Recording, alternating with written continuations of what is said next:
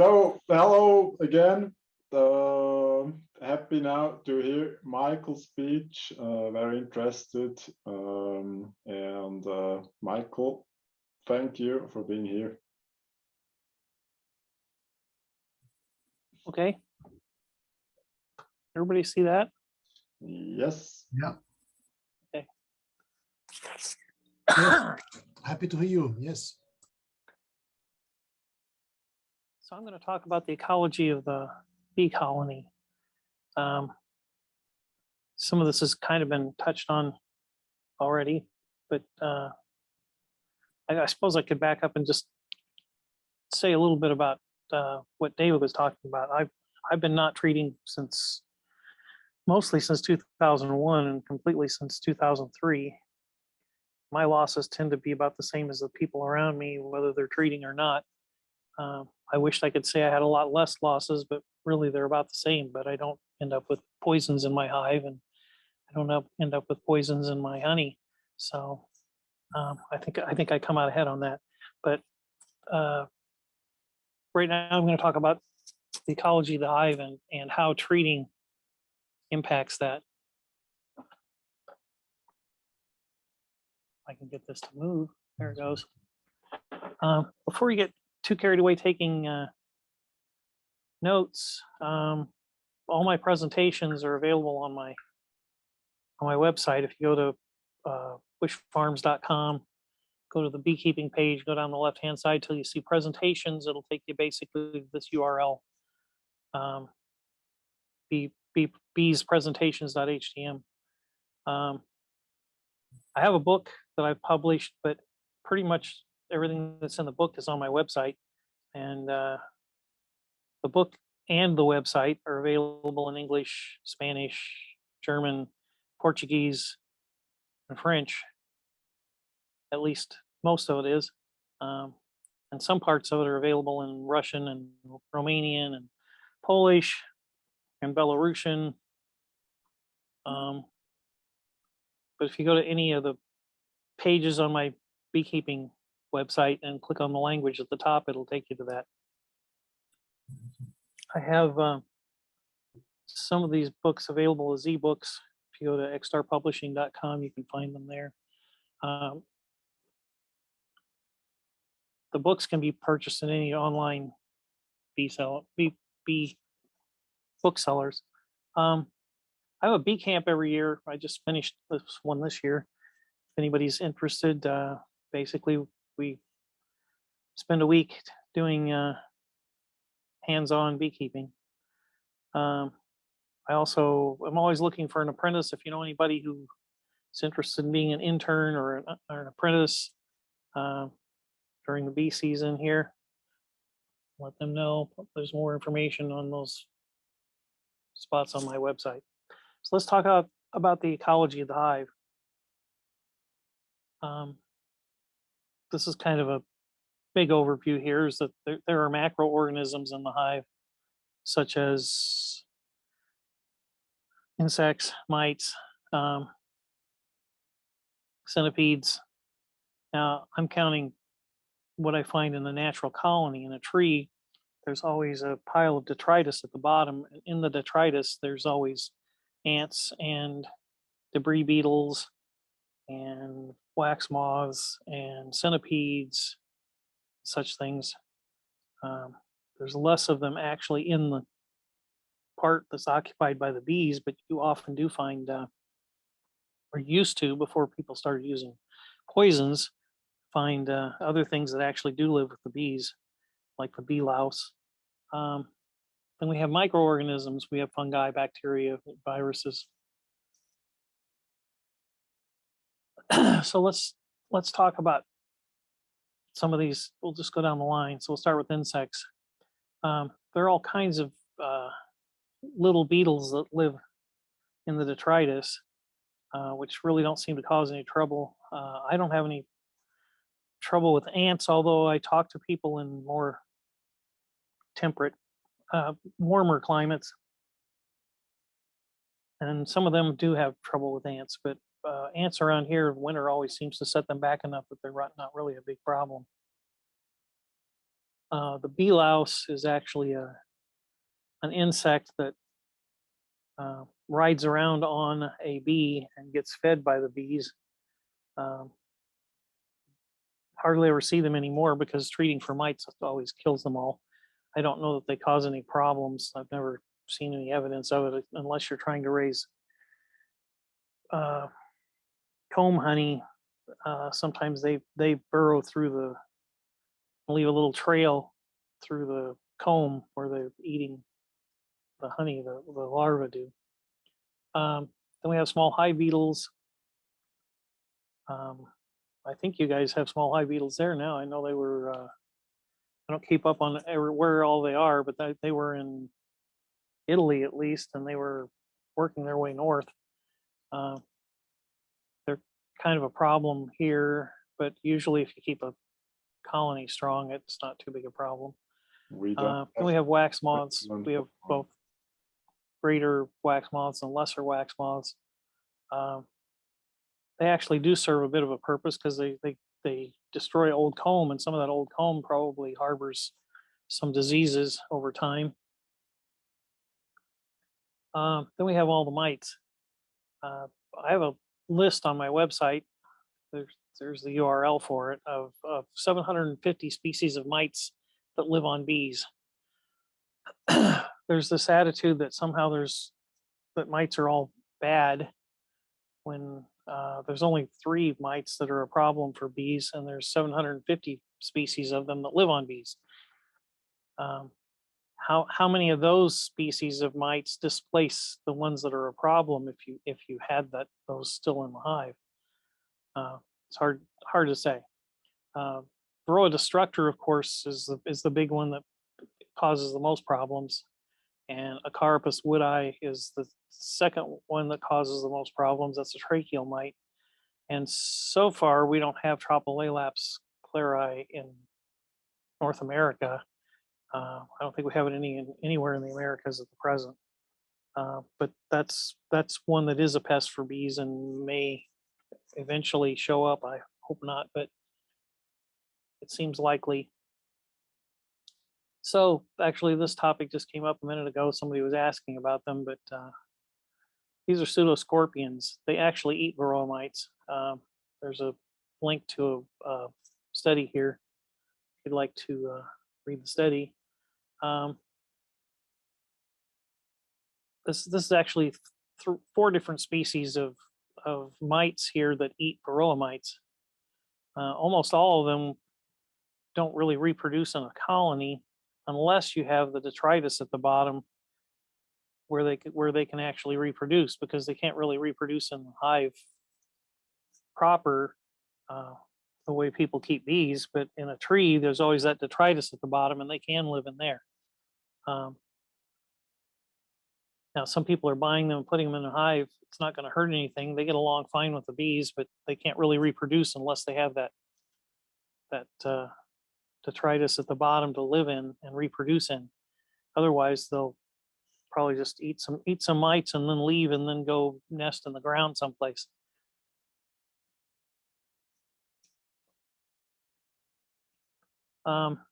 These are some other mites that are commonly found on bees, and oddly enough,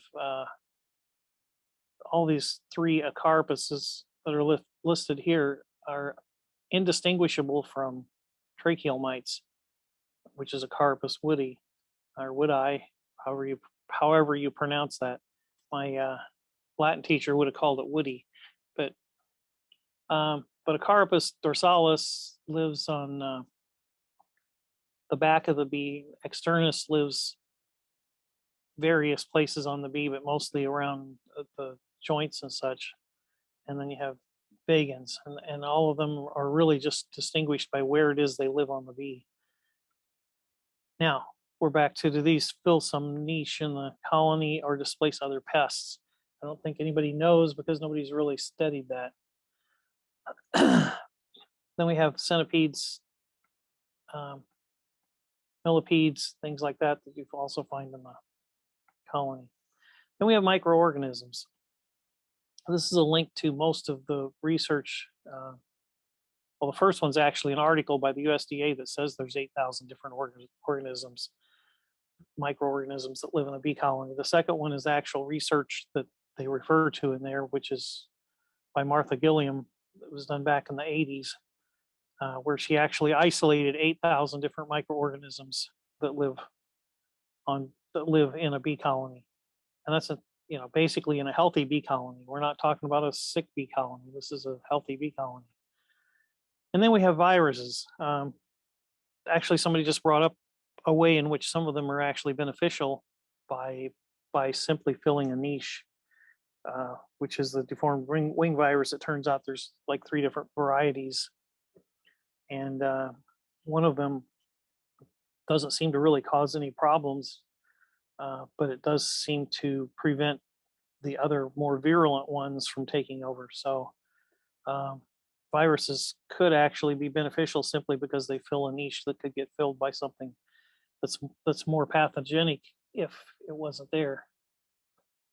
Then we have the fungi. So this has been, well, I suppose it seems recent to an old guy like me, but maybe not so recent for some of you, but it used to be Nosema apis was a big issue, and they said it was some sort of an amoeba or some sort of a protozoan, but they've reclassified it now as a fungi. They're not calling it a microsporidia.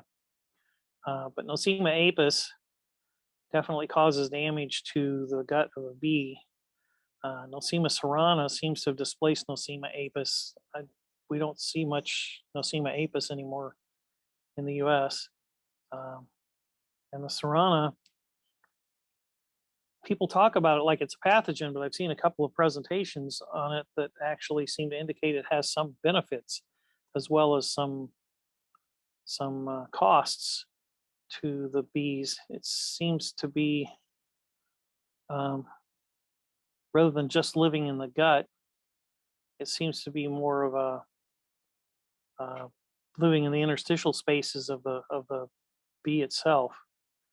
Then we have a lot of yeasts in a bee colony. If you look at the bloom that you see on a capped comb, sometimes that's sugar tolerant yeast that makes that kind of a white bloom on the surface of the comb. And some of these yeasts are absolutely necessary for the survival of the bees because they're in the bee bread.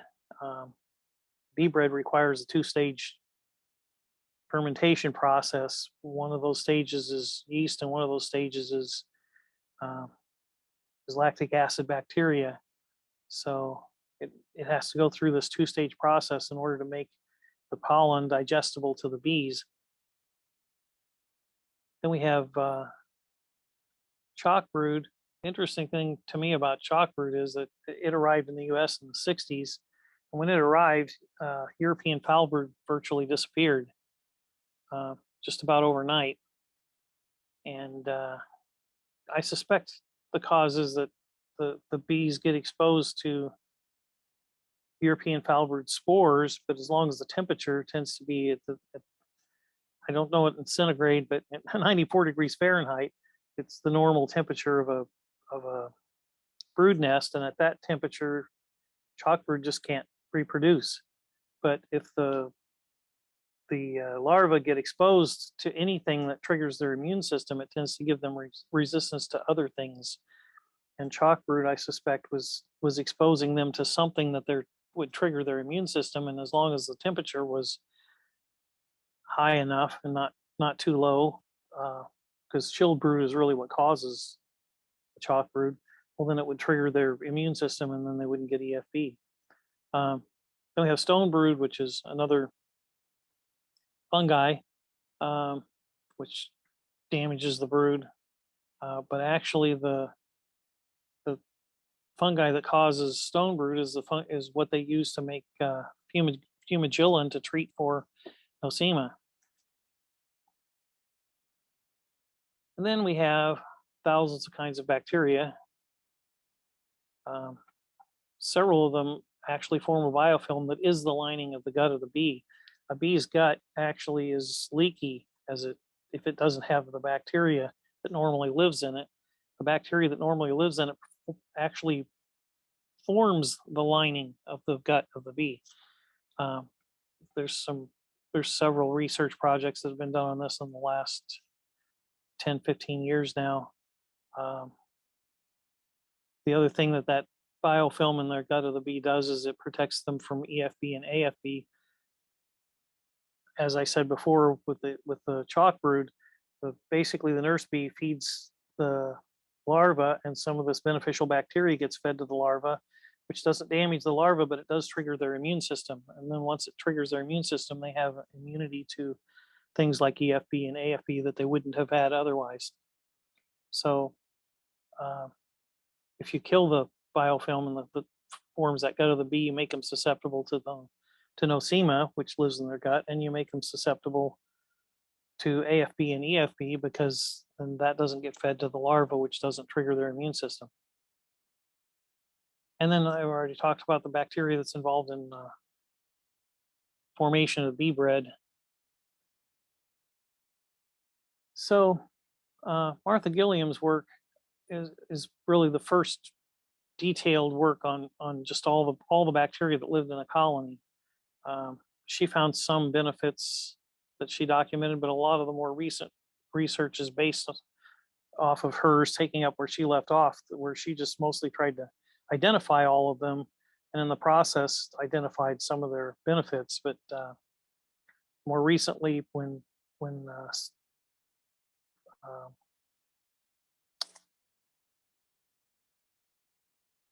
what do they call them? Slips my mind.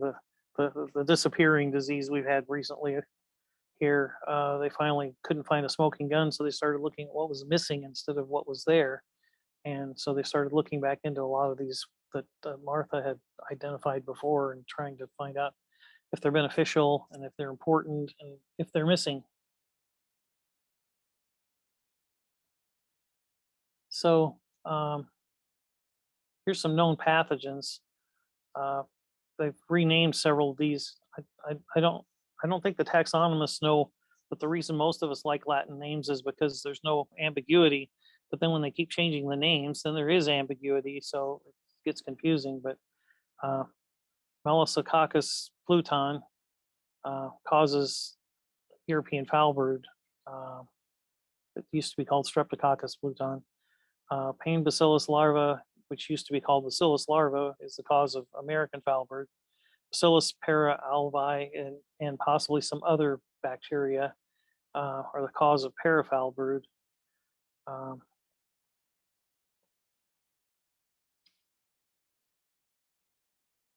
So what are the effects of treating on this ecology? Well, in addition to the ecology, let's just talk about some other effects. One of them is that your wax gets contaminated. Most of the synthetic pesticides like fluvalinate, coumaphos, amitraz, they're all lipophilic. They all like fat, and wax is fat. And so it builds up in the wax, and that causes infertile queens, infertile drones, frequent supersedures, and weakened bees. It actually, according to some research that Dr. Shepard was involved in Washington here, it shortens the lives of the workers significantly. And that has a major impact on a bee colony. If you think about a bee emerges, first it's 3 weeks just getting it, to the point that it's an adult. Then it's got 3 weeks of housekeeping and whatever, and then it's the last 3 weeks of its life, it's actually out foraging. And if you shorten that by a week, it's only got 2 weeks to be foraging. Well, the profit is pretty much in that last week. The rest of it's overhead. So the first couple of weeks it's foraging enough to raise a bee to replace itself. And it's bringing back enough to maintain all the nurse bees that have to raise those bees. It's really that last week that it's making a profit that they can actually stock away to get through the winter. And you shorten their lives by a week, you make a major impact on the survival of the colony and the prosperity of the colony. So other effects of treatments. Fumidil is a common treatment. Apparently in the UK, Canada, and the US, I don't think anybody else allows it. I think it's illegal in the rest of the world. But it kills microorganisms because it is an antibiotic, but it's really targeted at killing Nosema. But in the process, it also kills off the bacteria in the gut that protects them from Nosema. And Terramycin is the same way. It kills off pretty much, it's a broad spectrum antibiotic, so it kills off pretty much all the bacteria in the colony that hasn't built up a resistance to it. Now, probably a lot of the essential bacteria in a colony has built up a resistance to it because it's been in common usage, at least in the US and Canada and the UK, I think, for a while. Tylosin is a new one that's even broader spectrum and has a longer half-life. And pretty much none of those microorganisms had built up any resistance to Tylosin because it hasn't been used very long. Now, so Terramycin and Tylosin are mostly being used to try and prevent EFB and AFB. And what they do is kill off the bacteria in the gut that protects the bee from EFB and AFB. Essential oils, people think they're natural, and they kind of are, but you have the problem that you're putting it in syrup and feeding it to the bees. Then again, it's killing off the bacteria that's in their gut. And if it's getting stored and mixed with the pollen, where the pollen's getting stored, then it's killing off the bacteria in the pollen that's necessary for it to ferment. So essential oils are still disrupting the microorganisms in the colony. Organic acids, formic acid and oxalic acid, and many other organic acids that are being used for varroa control, they kill off a very broad spectrum of microorganisms, particularly bacteria and yeast and fungi. So you're killing all those off. Plus, if you're killing mites, you're also killing off all 750 of those mites that aren't necessarily a problem, plus insects, because you're dramatically shifting the pH in the colony enough to kill other arthropods in the hive. So you're trying to shift the pH enough to kill an arthropod, which a bee is and which a mite is, and you're trying to kill a little bug on a big bug, and you're going to have an effect on both. So by Acaricides here, I mostly mean amitraz, fluvalinate, coumaphos, the basically insecticides that they have relabeled as miticides.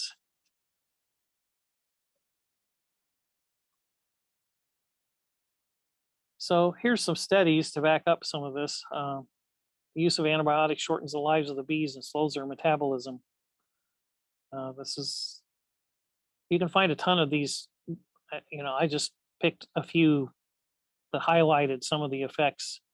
But if you go to Google Scholar, you can find tons and tons of these kinds of studies now. I think most of them were done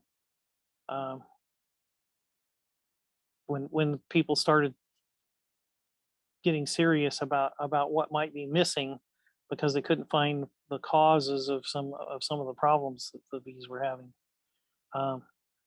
So this next one is antibiotic exposure perturbs the gut microbiota and elevates mortality in honeybees. So again, it shortens their lives. This is use of antibiotics affects the physiology and behavioral development of the bees. Antibiotics and hives and their effects on honeybees.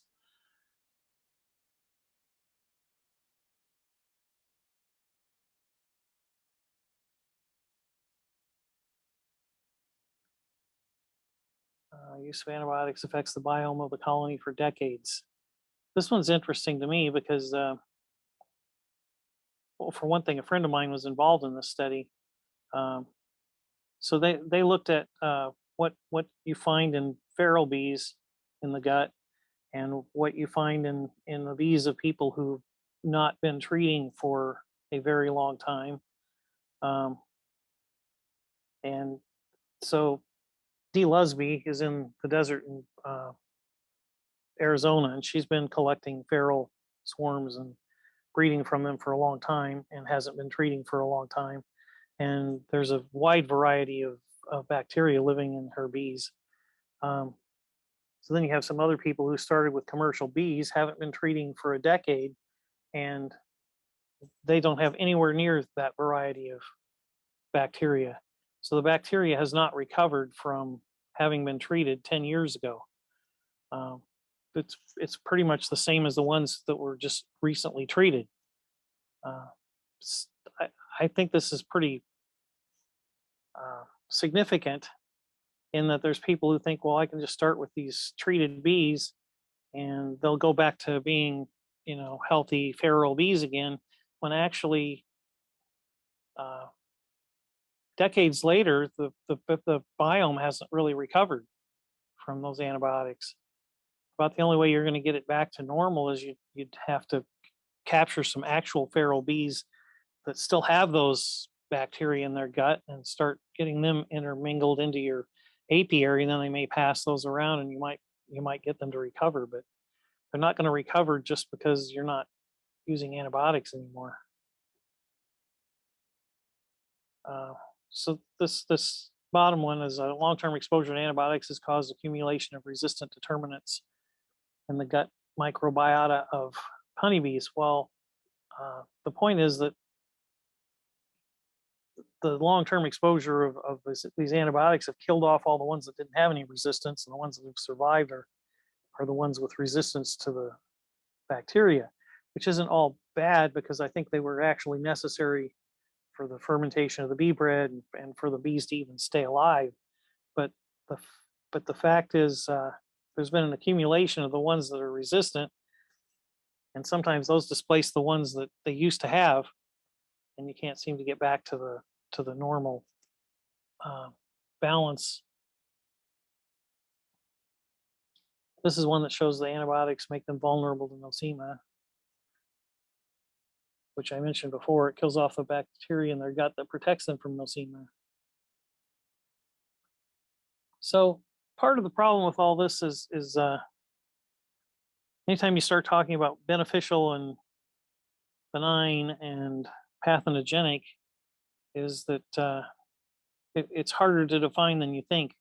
Like I was talking about deformed wing virus. Deformed wing virus is probably in general bad, but if there's 3 different varieties and you have the one that's not so virulent and it displaces the one that is virulent, then is it benign? Is it beneficial? Is it a pathogen? Well, it's kind of a pathogen, but it's displacing one that would be worse. So it's kind of beneficial.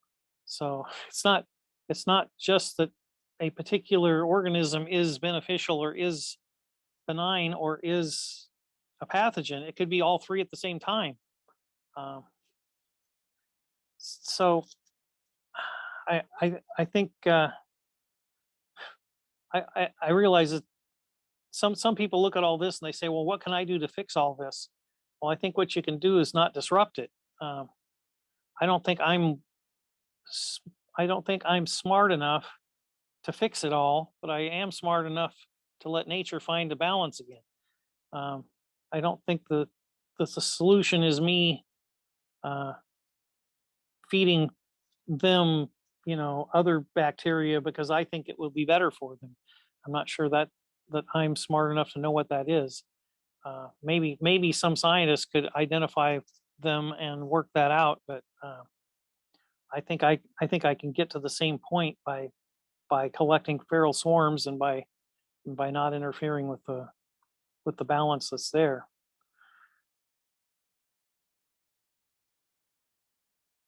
This is an interesting study. This is one I mentioned about the biofilm that actually forms the lining of the gut of the bee.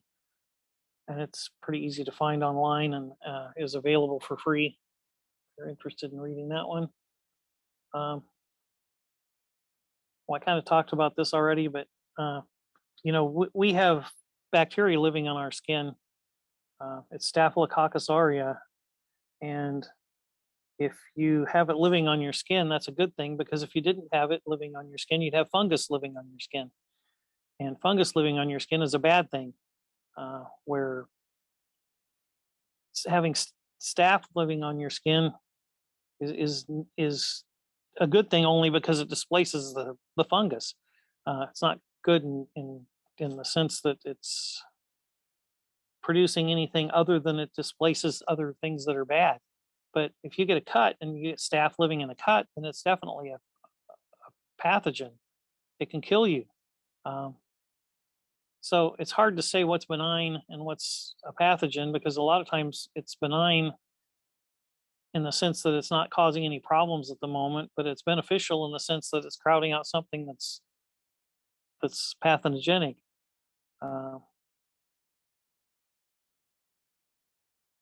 The other thing, I think, I don't know how to easily describe it, but what you have in any place on this planet, including the human gut, including your skin, including a bee colony, is you actually have a whole bunch of different communities of microorganisms. So it's not just one microorganism, it's a whole host of different microorganisms that are sort of competing with each other, and sometimes benefiting each other in some way, and sometimes competing with each other. But in the end, there's a balance of all these living as a community. And quite often that balance can collapse because we shift things, like putting formic acid in the colony, which suddenly shifts the pH, which suddenly shifts what bacteria are thriving and what bacteria are dying, and we disrupt the entire balance and the entire community of how they're all living together. So this is the other problem with treating, is we're breeding weak bees. As long as you treat, you don't have any selective pressure for the problems the bees are facing. And I don't think I've watched over my lifetime people breeding animals for single traits. They pick a trait, they think, oh, we want to breed for this, and so they breed for this one trait, and usually everything else falls apart because they're focused on this one thing, and the actual health of an organism is a whole lot of things together. And as soon as you start focusing on this one thing, you start losing that balance of all these other things that work together, and then it all falls apart. So trying to breed for bees that can resist varroa while you're treating is like trying to raise racehorses, but you never actually race them. It's you say, oh, I think this is what it takes to have a good racehorse. I'm going to breed for long legs, and I'm going to breed for, whatever the conformation is you think will make a good racehorse, but you never actually race them, so you don't know if they can race or not. It's the same sort of thing if we're trying to breed for resistance to things, and yet we're treating for them. You really can't breed for them because you don't know how well they'll do unless they're actually exposed to the stresses that causes. So as long as you're treating, I think all you get is you get weak bees, and then you get super parasites, because you're putting selective pressure on the parasite basically to breed fast enough to keep up with you trying to kill it. And a well-adjusted parasite doesn't kill its host. A well-adjusted parasite just lives off the host, but doesn't kill it. And we're creating this situation where we're actually breeding for mites that can reproduce faster. Not only that, we do other things like remove all the drone brood that has mites in it, so we're breeding for the mites that prefer workers over drones. And I think we should be breeding for, if you're actually going to try and breed for mites, you want to breed for mites that prefer drones over workers. And we're breeding for the opposite. This is a quote from Kirk Webster, and I'd like to preface this just for a second. I used to hatch chicken chicks. I used to hatch every once in a while. I get somebody who had some ducks or something else. I try and hatch other things. But the most interesting thing was when I was hatching chickens, if I got 80% of the eggs to hatch, I was doing pretty good. If I got 90% of them to hatch, that was awesome. If I got 60% of them, it wasn't the worst thing in the world, but I could do better. So somewhere between 60 and 90 was about all I could get. And I had a friend who worked for the irrigation company on irrigation ditches, and he'd run into these nests of pheasant eggs that he was going to run over with a bulldozer if he didn't do something about it. So he'd pick them up, put them in his shirt, throw them in the back of his bulldozer, and then at the end of the day, he'd bring them over to my house, and I'd stick them in an incubator. And I always said, well, I don't think they'll probably do very well. They got cooled off when you were parked in the shade eating lunch, and they got hot when they were out in the sun and you were driving around, and they got banged around.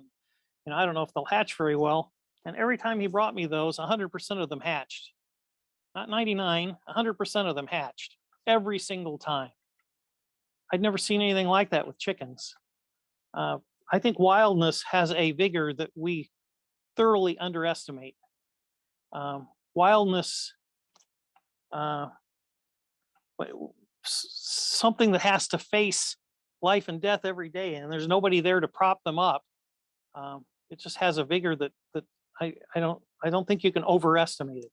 So this is Kirk Webster on the elements of wildness. We're trying to ensure the failure of modern beekeeping by focusing too much on single traits, by ignoring the elements of wildness, and by constantly treating the bees. The biggest mistake of all is to continue viewing mites and other pests as enemies that must be destroyed instead of allies and teachers that are trying to show us a path to a better future. The more virulent a parasite is, the more powerful a tool it can be for improving stocks and practice in the future.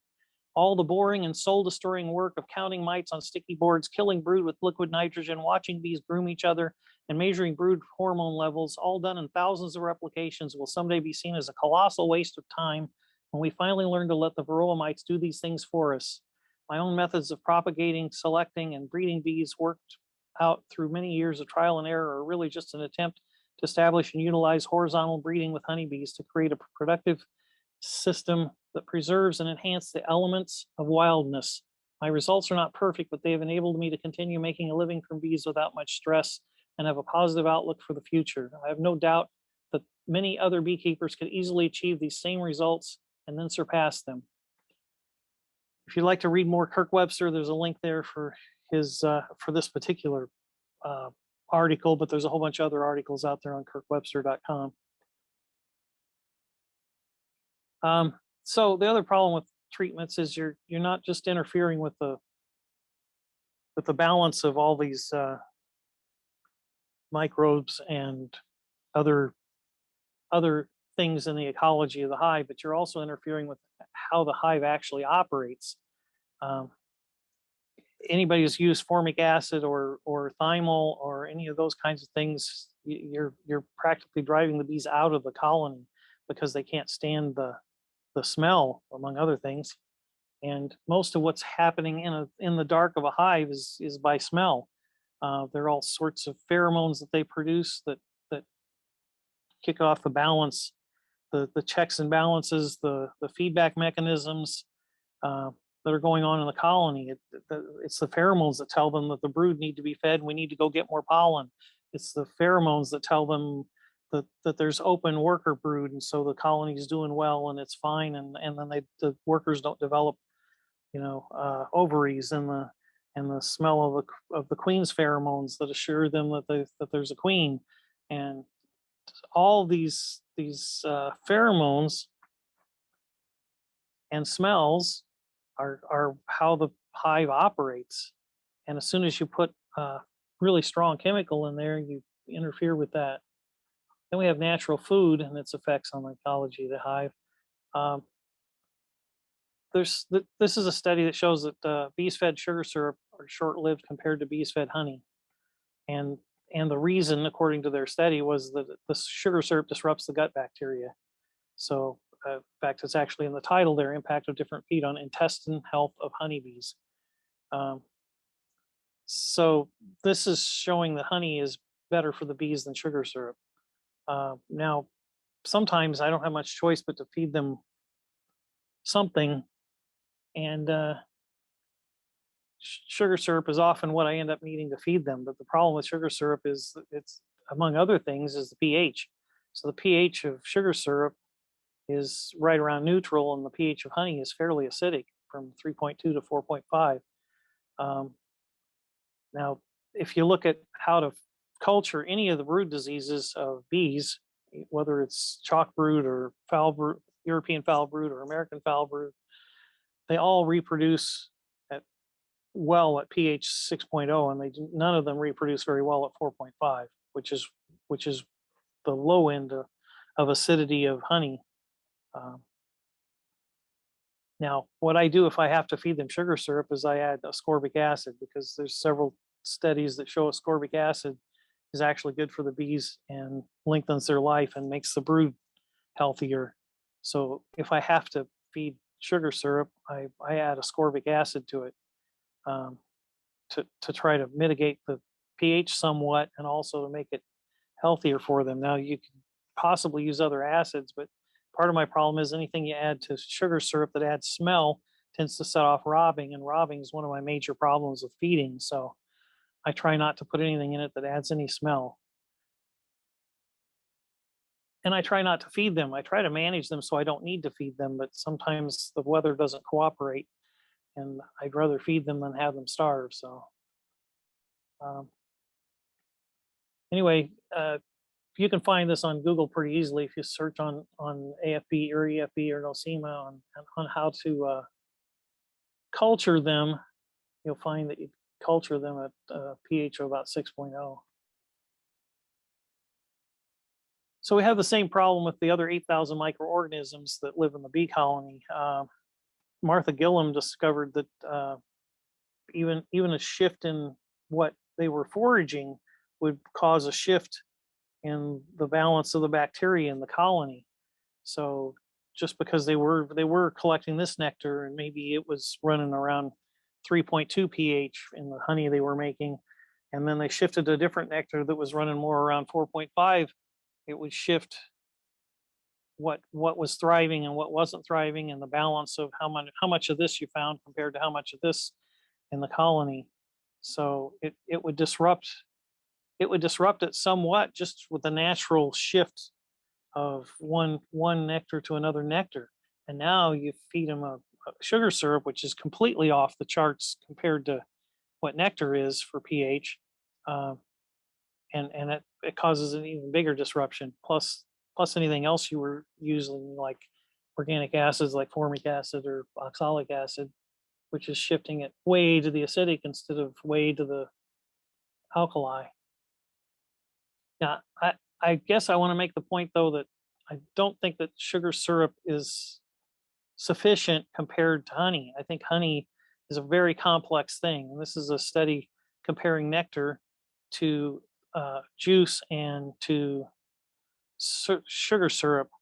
And the whole point that the study made that I thought was significant was that nectar is a very biodiverse habitat. So it has a wide variety of things living in it, yeasts and bacterias, things that are living in nectar, which is part of what makes it stable, so that the bees can collect it and it doesn't go bad.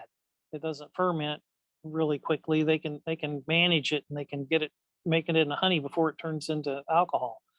And that's partly because it supports the complexity of nectar, supports all these other things that live in it. So I think there's more differences between sugar syrup and nectar than just the pH. There's also a lot of complexity that has to do with how it supports biodiversity. So let's talk about a few external issues that affect that ecology of the colony. So I've been talking so far about the beekeeper treating the colony, but there's also all the farmers around me who are spraying their crops with things. Well, one of the things that has gotten popular in recent times is fungicides. They never used to use much fungicides at all. Now they've gotten very popular. So they start spraying fungicides on anything that's flowering, and it gets in the pollen, and then the bees collect the pollen and bring this pollen back that has fungicide in it, and then it won't ferment. So you've got pollen that won't ferment, and then the bees can't digest it. That's problematic. And then you've got insecticides, of course. I still hear people talk about insecticides that don't kill bees. And I think that's that's an oxymoron. It's just it's an absurdity. It's an insecticide. It kills insects. Bees are insects. If they're spraying insecticides, it's killing bees. They can argue about whether or not some of them kill bees at a higher rate than others, but if it's an insecticide, it's killing bees. So then you have the problem, not only is it killing bees in the field, but some of them survive and manage to bring the insecticide back to the house, back to the hive. And then you got the herbicides. They keep arguing that herbicides don't affect bees, and yet I've seen several studies that say that they do. In fact, one of the more recent ones I just saw that just came out is the effects of Roundup on bumblebees. That bumblebees who've been exposed to Roundup have more trouble maintaining the temperature in the nest as opposed to bumblebees that weren't exposed to Roundup. Now, this is just a recent study, and it's bumblebees and not honeybees, but I've seen some on honeybees that didn't get that specific as to the effects, but there were definitely some bad effects. And I've talked to a lot of beekeepers who their bees got exposed to Roundup and their bees died. And the farmers insisted that all they were spraying was Roundup.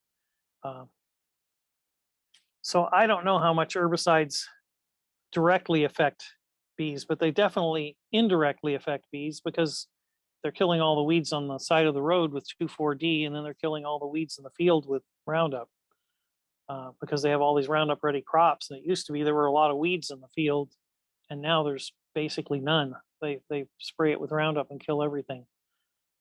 So indirectly, there's no doubt the herbicides are causing starvation. Directly, I don't think it's good for the bees. So, synopsis of this: you got at least 8,000 microorganisms in a lot of different categories: bacteria, viruses, fungi, living in a bee colony. And only a few of these are pathogens or pests. We're talking like three bacteria out of those 8,000 microorganisms that are actually a pathogen. Or even in the mites, we're talking 750 kinds of mites, and only 3 of them are really a problem. And there's huge numbers of all of these creatures in the colony, and very, very few of them are a problem. So some of these are absolutely essential. If the bees can't ferment the pollen, then they can't raise brood. But a lot of them, I think, just fill a niche that gets filled with something else if it's not there. And obviously, treating with anything disrupts this. Antibiotics disrupt it by killing off pretty much all the bacteria, chemicals, especially organic acids, essential oils. All of those kill bacteria. Plus, if you're using it to treat mites, then they're killing those other 750 kinds of mites that live in the colony. And then the artificial feed also disrupts the balance of all those microorganisms and which ones are thriving and which ones are not doing so well. And then you have all the external chemicals that are being brought into the hive, like the fungicides that are being sprayed on the flowers, or the herbicides. So this is my contact info. I encoded this bees@bushworms.com because they have these spam bots that go out there and look for email addresses, and pretty soon I'm getting thousands of emails from these Russian ladies who all want to marry me, or other things that I'm not really interested in. So anyway, that's encoded. Bushworms.com is my website. If you go to the beekeeping part, you'll find all the beekeeping stuff. I have a YouTube channel. I only have a few of my own out there, but there's been a lot of my presentations that have been recorded by other people, and I have a list there where you can go look at some of those. If you want to support my work, I have a a locals account. You can be a patron and donate money to what I'm trying to get done here. I have books. Practical Beekeeper is my big thick book. That would be this one. It's available in English, French, Spanish, Portuguese, and German. I have some newer ones. I have the Practical Queen Breeder. This is just my method of raising queens. Yes, that's a picture of a drone on there. I put a label on it just so somebody wouldn't think I was too stupid to know that that's actually a drone, because this is a queen breeder. This is my short book, I guess. It's Beekeeping Naturally, a simple recipe. Where the big book, I tend to talk about every possible choice you have and try and help you make that decision. This one is more of if I were starting beekeeping today, this is what I do. So it's just a recipe of this is what I do, as opposed to here's all your choices.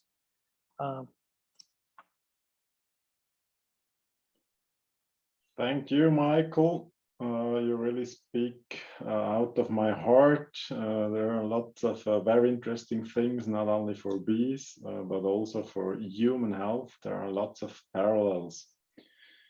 Now we got 2 questions from Katja. Would you like to ask the questions yourself, Katja?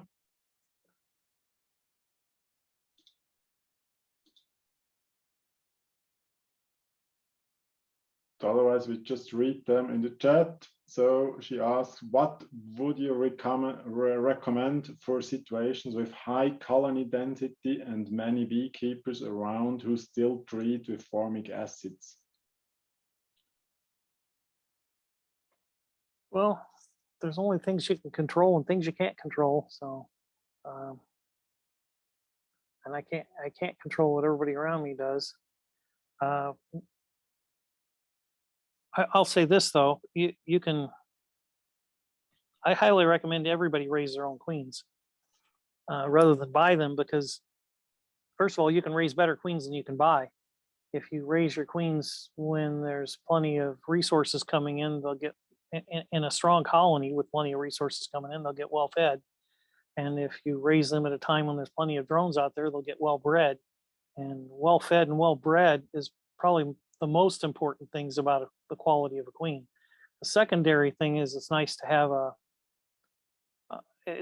good genetics, but the USDA here collected queens from all these big queen breeders every year, and every year this one queen breeder would have the best queens, and the USDA then would try to raise queens from the queens they got from him, and their queens were always just ordinary. They weren't that impressive.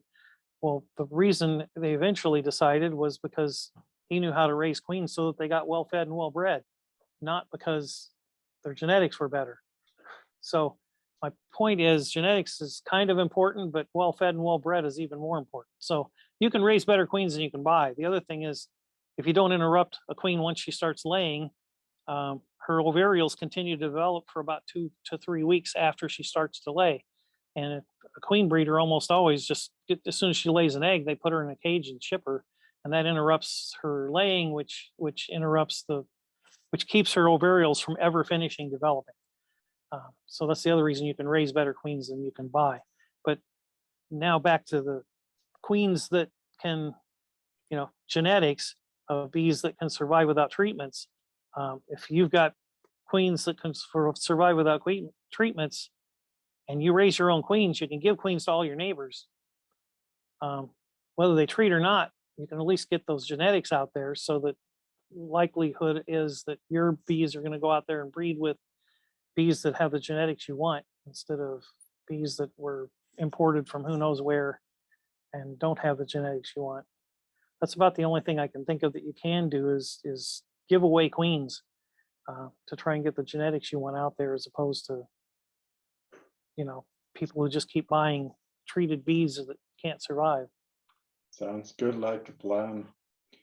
Is there any other question? We run a little bit out of time. One more question, please.